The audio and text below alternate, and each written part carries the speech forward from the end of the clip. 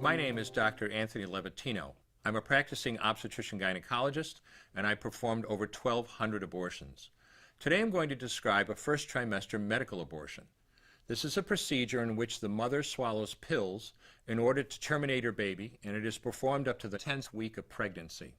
The procedure involves 2 steps. Step 1. At the abortion clinic or doctor's office, the woman takes pills which contain mifepristone, also called RU46. RU46 blocks the action of a hormone called progesterone. Progesterone is naturally produced in the mother's body to stabilize the lining of the uterus. When RU46 blocks progesterone, the lining of the mother's uterus breaks down, cutting off blood and nourishment to the baby, who then dies inside the mother's womb. It is important to note that even after it has been taken, it is possible to reverse the effects of RU46 and save the baby if progesterone is administered. The sooner, the better. Step 2.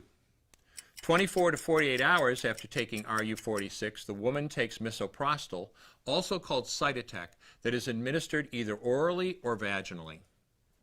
RU46 and misoprostol together cause severe cramping, contractions, and often heavy bleeding to force the dead baby out of the woman's uterus.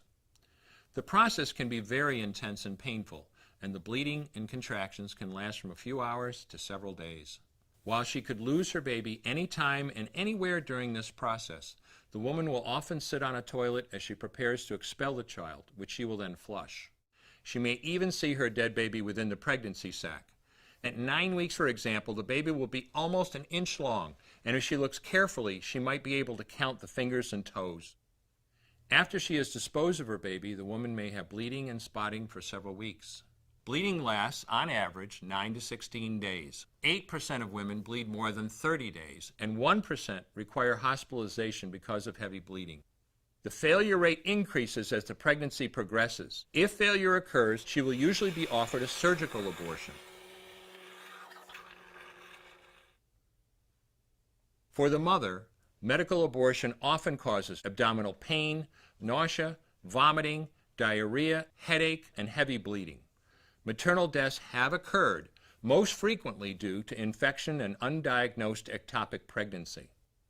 As I mentioned at the beginning, I'm Dr. Anthony Levatino, and in the early part of my career as an OBGYN, I performed over 1,200 abortions. One day, after completing one of those abortions, I looked at the remains of a preborn child whose life I had ended, and all I could see was someone's son or daughter. I came to realize that killing a baby at any stage of pregnancy for any reason is wrong. I want you to know today, no matter where you're at or what you've done, you can change. Make a decision today to protect the preborn. Thank you for your time.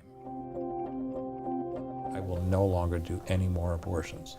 When you finally figure out that killing a baby that big for money is wrong, that it doesn't take you too long to figure out it doesn't matter if the baby is this big or this big or this big or maybe even this big, it's all the same. And I haven't done any since then, and I never will.